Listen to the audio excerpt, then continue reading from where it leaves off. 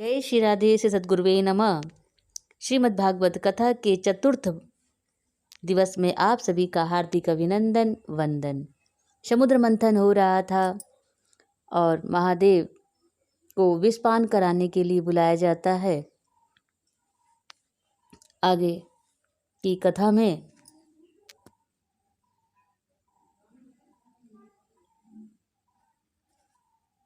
समुद्र मंथन शुरू किया गया पुनः।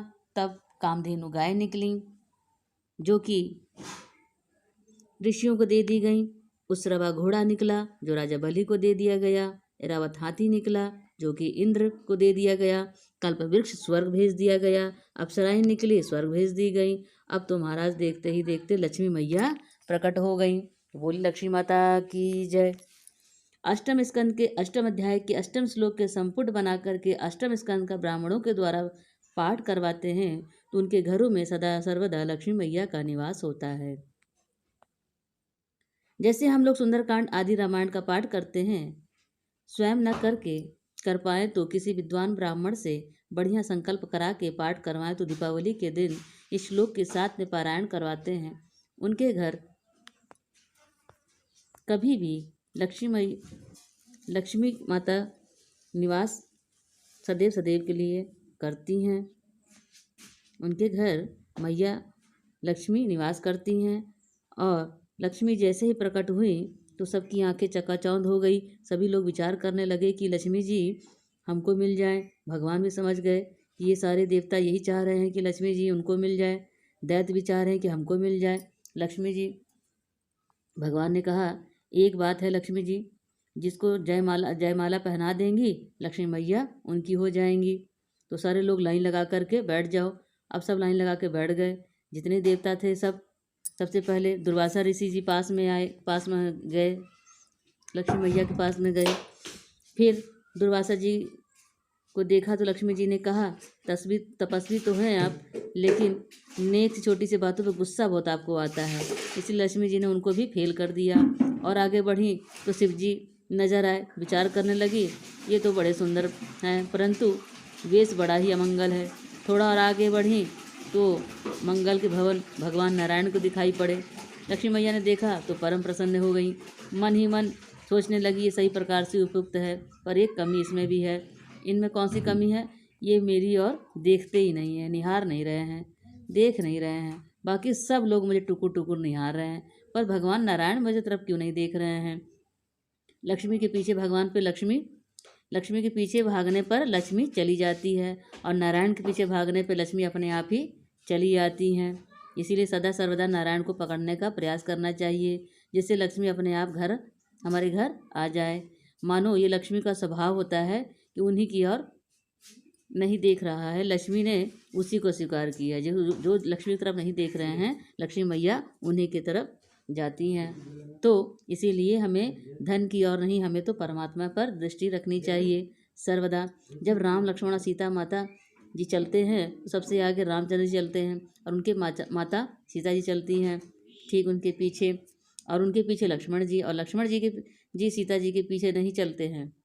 और जब बाएं होकर चलते हैं तो उनकी दृष्टि परमात्मा पे होती है। इसीलिए जीवन में हमारी दृष्टि माया पर नहीं बल्कि मायापति के ऊपर होनी चाहिए, भगवान के ऊपर होनी चाहिए। भगवान की ओर दृष्टि होने से लक्ष्मी जी अपने आप आती हैं। इस प्रकार लक्ष्मी जी ने भगवान नारायण के गले में वरमाला पहना दी।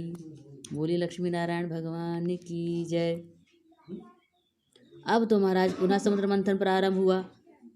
सबके देखते देखते क्या हो गया, साक्षात भगवान ही धन्वंतरी के रूप में प्रकट हो गए। बोलिए धन्वंतरी भगवान की जय। अमृत का कलश हाथ में लिए धन्वंतरी भगवान प्रकट हो गए। जैसे ही भगवान धन्वंतरी प्रकट हुए, दैत्यों ने मार झपट्टा कलश छीन लिया और दैत्य कलश को लेकर भगवान से दूर भागने लग गए। देवता सभी चिल्ला रहे हैं ले गयो ले गयो। भगवान ने कहा भैया परेशान काहे को होत हो, हम है ना, चिंता करने की बात नहीं है। अब दैत्यों ने अमृत छीन तो लिया है लेकिन पी नहीं रहे हैं। क्यों नहीं पी रहे हैं? कोई कहता है अहम पूर्वम, दूसरा छीन लेता है और कहता है अहम पूर्वम। सारे दैत्य आपस में इस तरह से झगड़ा कर रहे हैं। कोई कह रहा है कि मैं पहले पीऊँगा तो कोई कहता है कि पहले मैं पीऊँगा, और कोई पी नहीं रहा है। इतने में साक्षात भगवान नारायण ने मोहिनी अवतार धारण कर लिए। तो बोलिए मोहिनी भगवान की जय। और मोहिनी अवतार अवतार धारण करके भगवान जैसे उन दैत्यों के मध्य में प्रकट हुए तो सारे दैत्य भगवान को ही निहारने लग गए। दैत्य सब प्रसन्न हो गए और मोहिनी भगवान को देखकर उनसे कहने लगे, अरे देवी, तुम तो परम सुंदरी लग रही हो। कौन हो तुम? कहाँ से आई हो? कहाँ जा रही हो? मोहिनी भगवान ने कहा, तुम कौन होते हो हमारी जन्म पत्री पूछने वाले? दैत्यों ने कहा, हम ऐसे वैसे खानदान से थोड़ी ना हैं, हम भी कश्यप ऋषि के संतान हैं देवी। एक काम करो, आपको कश्यप का बेटा कहते हो पर काम तो महामूर्खों जैसा कर रहे हो। तुम कश्यप के बेटा हो करके एक अनजान स्त्री पे क्यों भरोसा करते हो? बुद्धिमान व्यक्ति को कभी भी अनजान स्त्री पर उनकी बातों पे भरोसा नहीं करना चाहिए। तो वे दैत्यों ने आपस में एक दूसरे से कहते हैं, भैया ये तो बड़ी पढ़ी लिखी मालूम पड़ रही है। तो ये बहुत पढ़ी लिखी है, देख कितनी ऊंची ऊंची बातें कर रही है देवी। कुछ भी हो, अब तो हमें तुमसे ही अमृत का पान करना है। करवाओगी? मोहिनी भगवान ने कहा, देखो, अगर कम ज़्यादा हो जाए तो हमसे झगड़ा मत करना। दैत्यों ने कहा, देवी जी, कम ज़्यादा की फिक्र मत करो, अपनी मर्जी से हम सबको अमृत का पान करवाओ। अमृत का कलश मोहिनी भगवान के हाथ में दे दिया और जैसे ही अमृत कलश मोहिनी भगवान के हाथों में आया वैसे ही सारे देवता दौड़े भागे चले आए। देवताओं को देखा तो दैत्यों ने अपनी अपनी तलवार निकाली। मोहिनी भगवान ने कहा, लड़ाई झगड़ा मत करना है तो ये तुम्हारा अमृत का कलश और हम जा रहे हैं भैया, और बुद्धिमानी से काम करना हो तो मेरी बात सुन लो।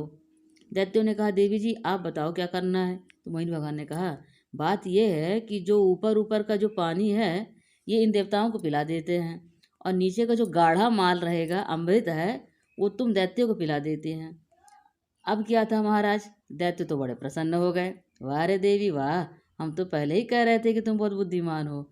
मूर्ख और शंख ये दोनों दूसरे के फूंकने से ही बजते हैं। आ गए मोहिनी भगवान के चक्कर में। भगवान ने बिठाया देवताओं को और अमृतपान कराने लगी। अब तो देवताओं को अमृत पिला रहे हैं और दैत्यों की ओर प्रेम भरी मुस्कान से देख लेते हैं और दैत्य तो उससे ही प्रसन्न हो जा रहे हैं। और दैत्य कहते हैं, अरे देवी जी, हम सब समझ रहे हैं, ज़्यादा परेशान होने की बात नहीं है, आप तो ऊपर का पानी पिलाओ, हम सब समझ रहे हैं। और अब एक स्वर भानु नाम का दैत्य था, उसको शक हो गया कि देवी जी तो उधर अमृत पिला रही हैं और बार बार इधर देखकर मुस्कुरा रही हैं। तो उसने क्या किया, उसने उठ करके देवताओं के बीच में सूरज चंद्रमा के बीच में जाकर बैठ गए। यदि भगवान अंतर्यामी हैं, सब जानते थे, लेकिन प्रश्न उठता है कि जब सूर्य चंद्रमा ने कहा कि देवता नहीं है, ये दैत्य है, तब क्या भगवान नहीं जानते थे? बोले, भगवान सब जानते थे, लेकिन भगवान पंक्ति भेद नहीं करना चाहते थे। अगर वो देवता के पंक्ति में आकर बैठ गया है तो भगवान ने कहा, जाति पाति कुल धर्म बढ़ाई, अगर देवताओं की पंक्ति में आकर बैठ गया है तो भगवान ने भी निश्चय कर लिया कि इसकी भी पूजा करवा कर छोड़ेंगे, इसकी पूजा करवाऊंगा। अब तो भगवान जानते सब हैं पर पंक्ति भेद नहीं करना चाहते थे। सूर्य चंद्रमा ने कहा, सरकार ये दैत्य है, आपने इसको अमृत पिला दिया। भगवान ने तुरंत चक्र नहीं चलाया और चक्र से उसके दो खंड हो गए, राहु और केतु के नाम से विभक्त हो गए। अब देवताओं को अमृत पिलाकर भगवान श्री राधे अंतर्ध्यान हो गए। बोली मोली मोहिनी भगवान की जय। अब सारे दैत्य आपस में कहने लगे कि देवी जी कहाँ गई भैया? एक ने कहा, मुझे तो लगता है कि गई नहीं, गया है। बोले, क्या मतलब? एक ने कहा, ये छलिया नारायण ही हम सबको ठगने के लिए मोहिनी अवतार को लेकर आए थे। अब दैत्यों को पूरी बात समझ में आ गई और फिर क्या था महाराज, बड़ा भयानक देवासुर संग्राम चालू हो गया। तत्र देवोसुरो नाम रणा परम दारुणा। देवताओं ने अमृतपान कर लिया था, इसीलिए दैत्यों को पराजित कर दिया। तब शुक्राचार्य जी महाराज मृत संजीवनी विद्या से दैत्यों को जीवित किया और राजा बलि को खूब समझाया। शुक्राचार्य जी ने कहा, देखो, आज के बाद भूल करके भी इन देवताओं के चक्कर में मत पड़ना। राजा बलि ने कहा, गुरुदेव, अब खाई सो खाई, आगे खाए सो राम दुहाई, अब तो मैं देवताओं के चक्कर में पड़ूंगा नहीं, आप बताओ कि मैं क्या करूं। अब शुक्राचार्य जी महाराज कहते हैं कि आप यज्ञ कीजिए और ब्राह्मणों के वेश में वश में कर लो, और यदि ब्राह्मण वश में हो गए तो संसार में कोई भी तुमको जीत नहीं पाएगा।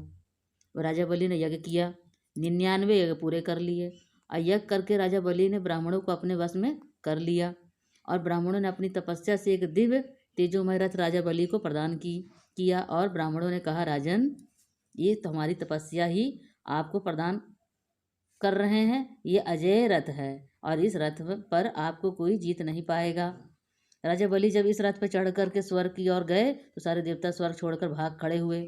देवता सब भगवान की शरण में गए। भगवान ने उन देवताओं से कहा, भैया, ब्राह्मणों की तपस्या बलि के साथ है, इसीलिए आज अगर मैं भी चाहूँ तो राजा बलि को परास्त नहीं कर सकता हूँ, क्योंकि राजा बलि के साथ तो ब्राह्मणों का तप चल रहा है। तो सारे देवता गिरी कंधराओं में भाग करके राजा बलि ने 99 यज्ञ पूरे किए और अब 100वां यज्ञ शुरू कर दिए। इधर देव माता अदिति को बड़ा दुख हो रहा है कि मेरे पुत्र बड़ा कष्ट पा रहे हैं। तब देव माता अदिति ने भगवान का ध्यान किया और पयोव्रत किया, जिसके फलस्वरूप साक्षात भगवान ही वामन के रूप में माता अदिति के गर्भ में प्रकट हो गई। तो बोलिए वामन भगवान की जय। और जैसे ही वामन भगवान प्रकट हुए, वामन भगवान को देखकर सभी देवता प्रसन्न हो गए। बृहस्पति जी ने वामन भगवान को से कहा, प्रभु, हमें तीनों लोकों की संपत्ति का दान चाहिए। वामन भगवान ने कहा, महाराज, हम तीनों लोगों की संपत्ति कहाँ से ले आएं? तब बृहस्पति जी ने कहा, प्रभु, इस समय तीनों लोगों पर राजा बलि का राज्य हो गया है। आप राजा बलि के दरबार में जाइए और राजा बलि के तीनों लोगों की संपत्ति का दान मांग लीजिए।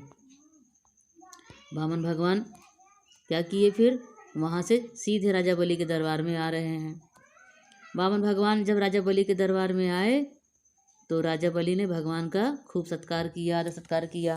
राजा बलि कहते हैं, आइए ब्राह्मण देवता, आपका स्वागत है, आप हमारे दरबार में पधारें, हम आपका स्वागत करते हैं। स्वागतम ते नमस्तुभ्यं ब्रह्मिकम कर्मामृतम। एक से एक तेजस्वी तपस्वी ब्राह्मण देवता को देखा, पर आप जैसा ब्राह्मण देवता कहीं नहीं देखा। बताइए, आपकी किस प्रकार से सेवा करें?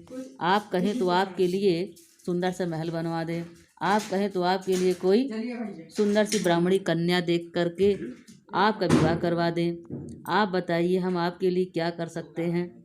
वामन भगवान ने राजा बलि को बड़ी प्रशंसा करी। किसी से कुछ मांगना हो तो प्रशंसा करनी चाहिए।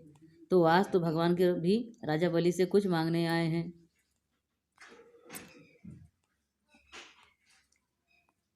इसीलिए भगवान ने भी राजा बलि की खूब प्रशंसा करी। अब भगवान ने कहा, राजन, तुम्हारा कुल कितना पवित्र है। हिरण्याक्ष, हिरण्यकशिपु, प्रहलाद, विराचन, और तुमने उस कुल पर चार लगा दिए। तुमने उस कुल पर आँच नहीं आने दी। इस संसार में उस व्यक्ति का जीना सार्थक हो जाता है जो अपने पूर्वजों की इच्छाओं का पालन करता है। तो इसलिए तुम्हारा जीवन भी धन्य है। खूब प्रशंसा करी। प्रसन्न हो गए राजा बलि, और राजा बलि ने भगवान से कहा, आप कुछ मांगना चाहते हैं? तो वामन भगवान ने कहा, राजन, तुम मुझे मेरे पग से 3 पग भूमि प्रदान कर दो। पदानि त्रीणि देतेन्द्र सन्मितानि पदा मम। राजा बलि ने कहा, महाराज, आप देखने में तो बड़े छोटे हैं, आपकी बुद्धि भी छोटी है। 3 पग भूमि से भला क्या होगा? 3 पग भूमि में तो आपके रहने के लिए कमरा भी नहीं बन पाएगा, और वो भी आप अपने पग से मांग रहे हैं। आप राजा बलि के दरबार में मांगने के लिए आए हैं तो आप भूल नहीं सकते, इसीलिए आप और कुछ मांगिए, और आप मेरी जो है मर्यादा के अनुसार मांगिए।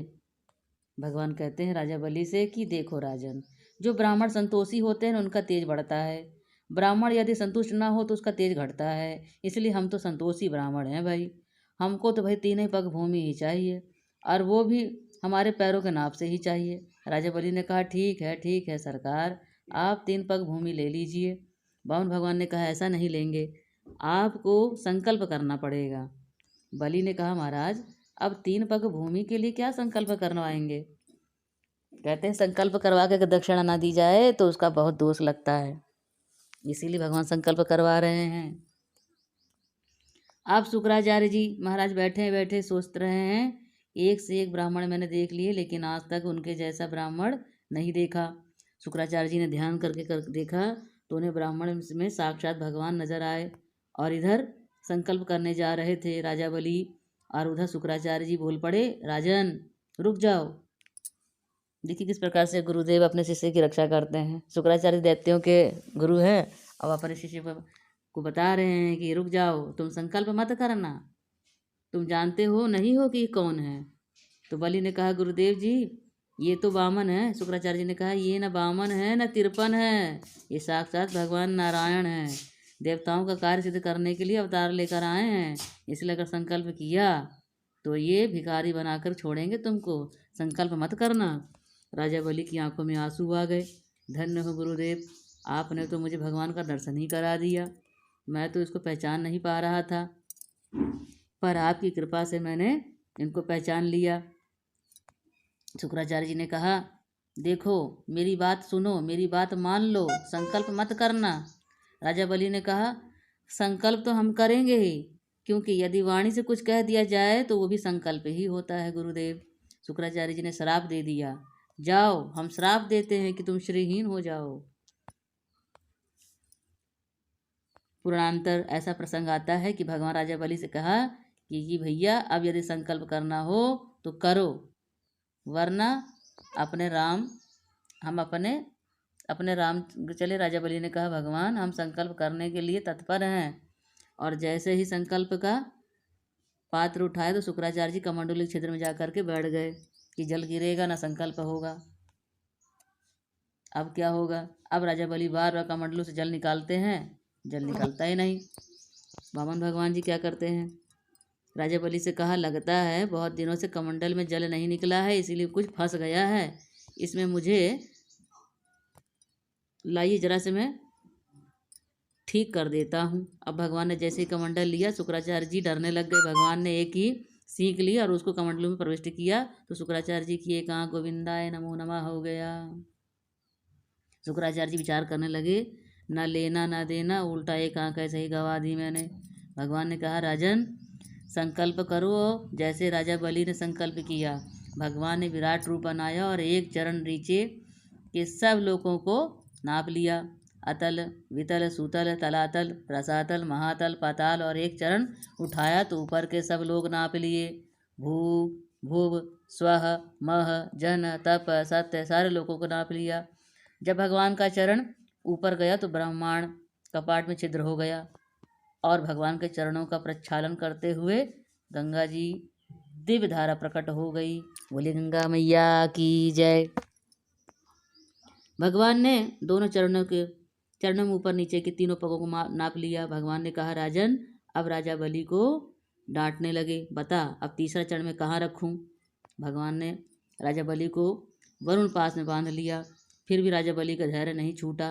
राजा बलि ने कहा, गुरुदेव एक बात बताइए, दान बड़ा होता है कि दानी? भगवान ने कहा, देखो दानी बड़ा होता है, क्यों कि दानी का हाथ जो है ऊपर होता है और लेने का हाथ नीचे रहता है। राजा बलि ने कहा, दानी बड़ा होता है तो मैं तो अभी बचा हुआ हूँ, आपने मेरी संपत्ति को नापा है, तीसरा चरण आप मेरे क्या करिए, मेरे शीश पर रख दीजिए, धर दीजिए। भगवान ने तीसरा चरण राजा बलि के शीश पर रख दिया और राजा बलि को भगवान ने स्वीकार कर लिया मेरे शीश पर।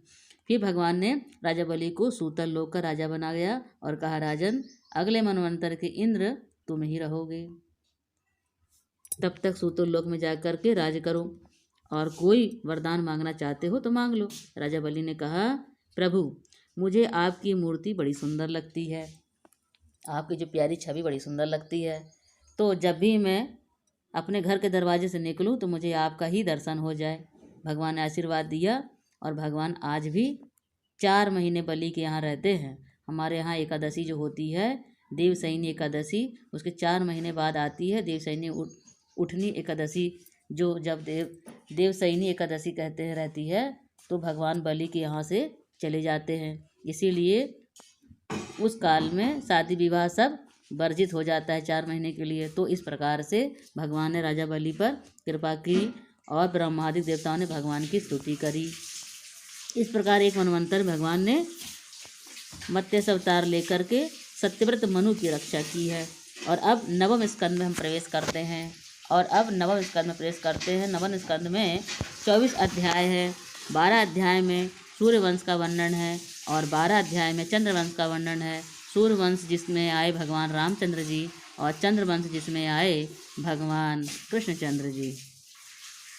सूर्यवंश का प्रश्नावली वंशावली का इस तरीके से है। भगवान नारायण, ब्रह्मा जी,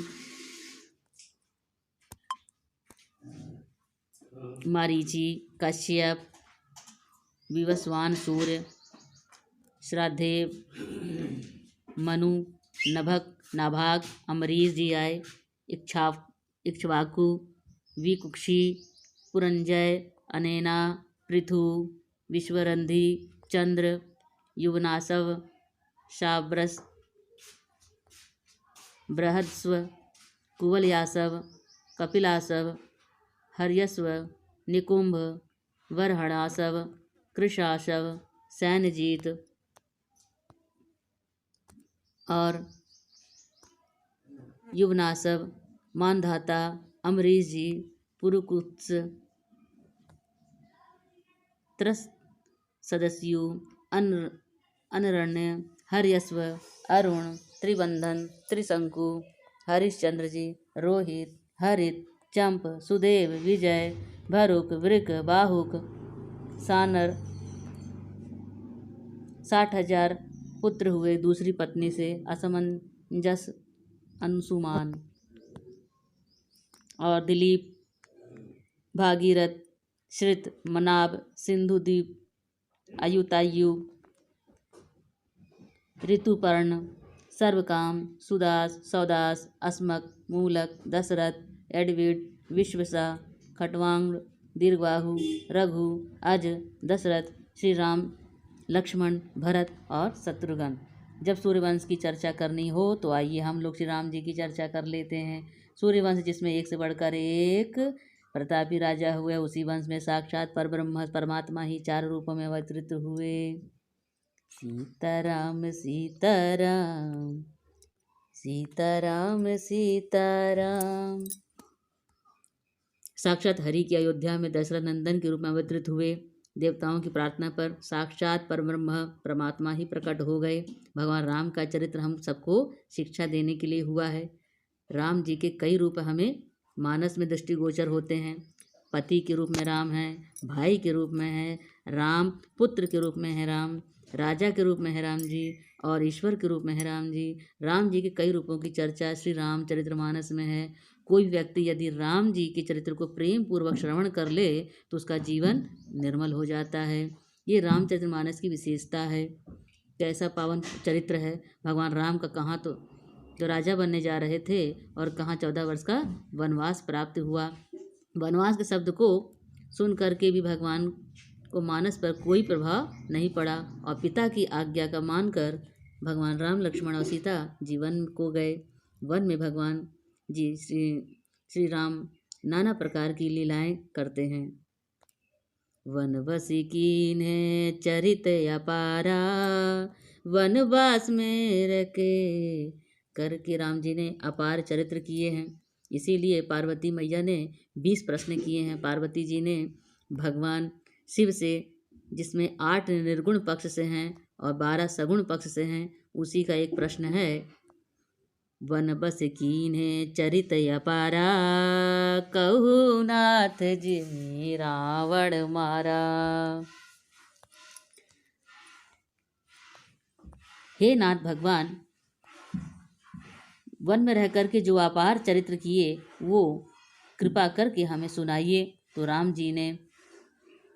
जी को जो वन की लीला है ये बड़ी महत्वपूर्ण है। वन की एक एक लीला को यदि हम हृदयंगम कर लें तो हमारा एक एक लीला से उद्धार हो सकता है। भगवान 12 वर्ष चित्रकूट में रहे, 13 वर्ष लगा तो भगवान चित्रकूट से आगे की ओर गए, प्रस्थान किए और अत्रि जी के आश्रम में गए। भगवान वहाँ से आगे बढ़े तो भगवान ने सरभंग जी की कृपा करी और सरभंग जी पे भगवान ने निज धाम दिया। अब आगे कथा अगली कड़ी में। तब तक के लिए जय श्री राधे, जय श्री कृष्ण। सीताराम सीताराम, सीताराम कहिए, चाहे विधि राखे राधे, ताहे विधि रहिए। श्री राम जय जय राम, श्री राम जय जय राम, श्री राम जय जय राम, श्री राम जय जय राम। जय जय श्री राधे श्याम।